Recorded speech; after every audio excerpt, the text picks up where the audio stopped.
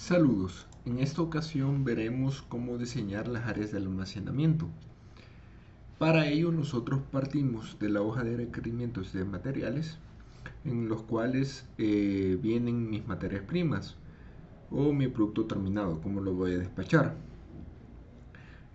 Para ello, cómo va a venir en paquetes, pallets, la capacidad, tamaño y el peso. Eso es importante para yo adecuar el mejor equipo de manejo de materiales que yo necesito. En este caso, por ejemplo, para estas cargas unitarias, puedo decir un máximo de 220 y un promedio de 120. Por lo tanto, lo planeado va a ser 120 cargas unitarias. Así para este otro material que va a venir en pallets. Entonces yo voy a planear 60. Aunque si yo quiero cubrirme las espaldas, yo puedo calcular el espacio del máximo también va, aunque generalmente se hace del promedio. Recordemos que en bodega lo importante es reducir costos y aprovechar al máximo el espacio, tanto vertical como horizontal. El método puede ser al piso o con estantería convencional, es decir, por racks. Ya vamos a ver cuándo usar cada uno de ellos. También es importante saber cuánto es la máxima cantidad de pallets que se puede estivar sin dañar el producto. Y para ello también nosotros podemos determinar la altura máxima del techo de mi bodega. Aquí nosotros a la hora de almacenar tenemos dos decisiones. Una aleatoria y la otra posición fija. En la aleatoria, cada SKU puede asignarse a cualquier espacio disponible de almacenamiento. Quizás nosotros podemos pensar que eso es un caos, un desorden, pero recordemos que el almacenamiento tiene que ir con un sistema de manejo de materiales, con un módulo de un ERP. Entonces, a la hora de asignar un pallet, por decir algo, de determinado SKU, yo registro en qué pasillo o en qué lugar quedó. A la hora de despacharlo, yo lo busco en el sistema y sé que ahí debe de estar.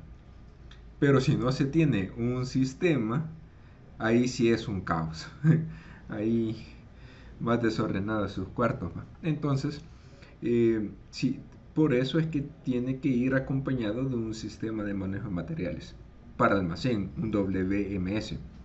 En cambio, la posición fija es aquel en donde cada rack o espacio en un almacén ya está predeterminado para cada SKU. Claro, ahí se hacen cálculos de cuánto espacio se necesitan dependiendo del volumen y la cantidad del SKU que se almacene. Okay.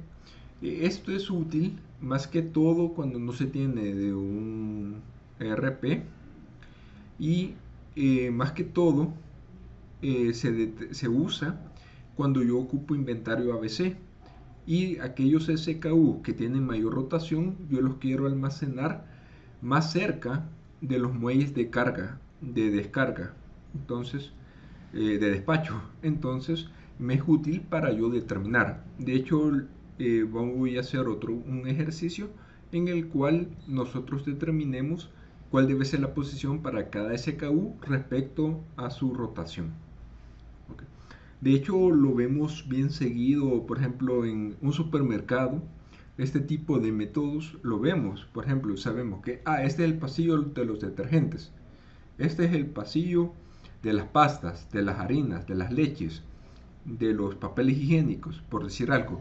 Entonces, ya sabemos cuál es la posición de cada y en dónde lo voy a almacenar. Okay. También por ejemplo, en aleatorio, yo puedo pensar, por ejemplo, el inventario planeado debe ser tamaño de lote por la mitad más el inventario de seguridad. En cambio, en un inventario planeado de posición fija es casi lo mismo. Solamente que el tamaño de lote es completo más el inventario de seguridad. Okay. En el paso 3, para determinar el método de almacenamiento, aquí nosotros lo podemos hacer el más barato porque nos ahorramos de comprar racks como los que están en el PriceMart. Nos ahorramos prácticamente lo que hacemos es apilar pallets sobre pallets, y así aprovechamos una de las buenas prácticas de almacenamiento, aprovechar el espacio vertical. Okay. Aquí hay que tener en cuenta dos cosas. Como número uno, las ventajas, como lo dije, es el costo. La inversión no se ocupa. Hay un control visual del stock disponible, el uso inadecuado del volumen debido a la limitación del apilado. Hay una dificultad en el acceso directo, excepto a carga más cercana y alta, y la dificultad relativa en el despacho de carga paletizada, es decir, que hay que bajar, subir los pallets, por ejemplo, si yo quiero el de abajo. ¿Para qué se recomienda este tipo de almacenamiento en bloque en el piso? Es más que todo para mercancías almacenadas en cargas completas, mercancías grandes, pesadas y rápida rotación y limitaciones de altura del edificio. Un ejemplo clásico son las cajas de Coca-Cola o las cajas de, por ejemplo, de cerveza, etc. Durante mi experiencia en la Constancia, ahí nosotros almacenábamos de este tipo, almacenaje en el piso, y apilábamos hasta 4. Bueno, eso depende, ¿va? Por seguridad en el almacén, o hasta 3, dependiendo. ¿Cuántos pallets nosotros podíamos almacenar? Se podía dar a apilar hasta 4 porque recordemos que el equipo estaba unificado en las cajas, entonces eso me permitía que las botellas no se dañaran o se rompieran. Entonces yo podía almacenar o inclusive las latas de Coca-Cola, y me permitía reducir los costos de almacenamiento y hacer como un mejor manejo de materiales. Okay. Y claro, tenía una rotación alta. De hecho, en 3 días ya se iba el producto, mínimo. Ajá.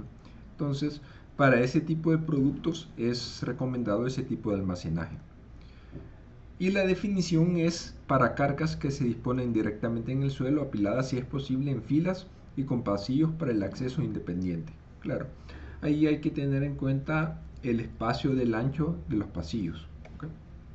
Luego, si yo quiero almacenar en bloques, es tipo parecido almacenado en piso.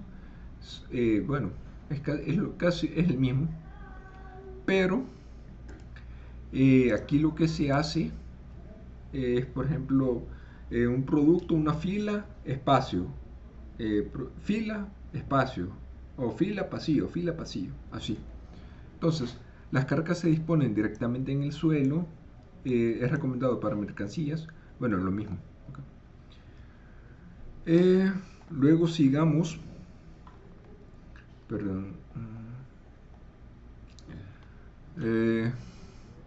las estanterías móviles. Okay. Este tipo ya es necesario una inversión mucho mayor, pero la ventaja es que yo puedo ahorrar espacio de los pasillos. Por ejemplo, en esta cosa estos estantes se mueven. Okay. Entonces recordemos el método anterior, yo tenía que tener pasillo, fila, pasillo, fila, pasillo, fila de productos. En cambio aquí me ahorro porque se mueven. Entonces, por ejemplo, si yo quiero tal producto, estos estantes se mueven y con esto yo optimizo el espacio horizontal que haya.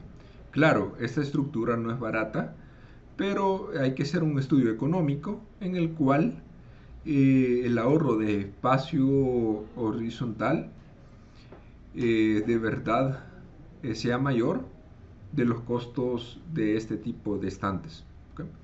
Y es recomendado para productos relativamente ligeros de muy baja rotación con importantes limitaciones en la disponibilidad de superficies. Esto más que todo cuando la superficie es bien reducida, por eso es que es necesario contratar este tipo de estantes. Así como en un parqueo, no sé si ustedes han visto los parqueos verticales, que son como carruseles, donde para aprovechar el espacio vertical se aprovecha. Entonces tipo así sería también. Es recomendado para almacenes de documentos. Para ello se ocupa este tipo de estantes donde se mueven y se ahorra el espacio vertical. Es decir, aquí quizás una vez en el mes es que yo necesito el documento, de ahí ya no.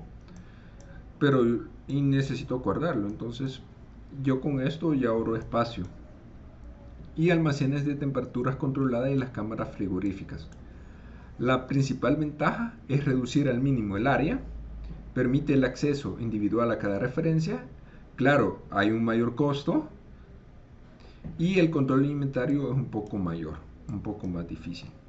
Luego tenemos los cantilevers, donde aquí más que todo ocupamos para productos cuyas dimensiones son largas o son fuera del común. Por ejemplo, es una estructura bien simple por columnas en una serie de brazos emboladizos sobre los que se deposita la carga. Por ejemplo, aquí va. Aquí donde se colocan los playgoods, varillas de hierro, maderas, tubos, láminas metálicas, etc. Es muy fácil de instalar y reconfigurar. Puede almacenar productos hasta alturas de 6 metros, pero es ineficiente para almacenamiento de pallets. Por eso es otro tipo de almacenamiento para pallets. Ahí no se ocupan los rack cantilevers y se requiere espacio de pasillos entre cada rack. Eso sí, y no lo puedo hacer móvil. Luego, otro tipo de almacenamiento es el pallet racking, que este es el más común a través de pallets. Ya vamos a ver cada uno de ellos. El drive-in, drive-thru es como si fuese un autoservicio, donde la ventaja es que se coloca en un lado y en el otro lado se retira. Entonces, pero este tipo de estantes tienen rodillos, entonces por gravedad es que la caja se desliza hacia el otro lado, y con eso me garantiza de que más que todo lo primero que entra es lo primero que sale. También otra de las ventajas es que se aprovecha la superficie, aprovecho el volumen. Recordemos que aquí me ahorro el espacio de los pasillos entre cada producto, entre cada fila. Lo malo son los costos y el mantenimiento de este tipo de estantes, y que limita las posibilidades de clasificar. Okay. Luego, es indicado cuando la empresa dispone de gran número de pallets con dimensiones de cargas similares sobre los que se agrupan unas pocas referencias. Okay. Luego, tenemos este método a doble profundidad, donde generalmente el mismo SKU es el que se coloca en cada estante. Con esto yo ahorro también un poco más de espacio entre pasillos. Claro, lo malo es que si se coloca en el mismo piso dos SKU diferentes, un SKU puede quedar como perdido y perderse en la bodega. Es decir, que ya no lo encuentre. Okay. Bueno, por eso hay que tener mayor cuidado. Okay. Los mezanines, más que todo, se dan en bodegas, donde es una plataforma elevada, y en los cuales yo puedo ver como todos los SKU que tengo abajo. Es recomendado para bodegas que necesitan aumentar espacio y cuentan con la altura necesaria. Okay. Para ello yo tengo que tener en cuenta que si almaceno aquí, tengo que tener, por ejemplo, una rampa o un elevador. Y la inversión elevada, se eleva mi inversión, pero yo aprovecho el espacio vertical. Okay. También se puede ocupar este tipo de plataformas. Para mayor referencia, estamos en el capítulo Tompkins, en el capítulo 11, también en el capítulo 7, y otros libros como el de Zule y el de Meyers. Muchas gracias.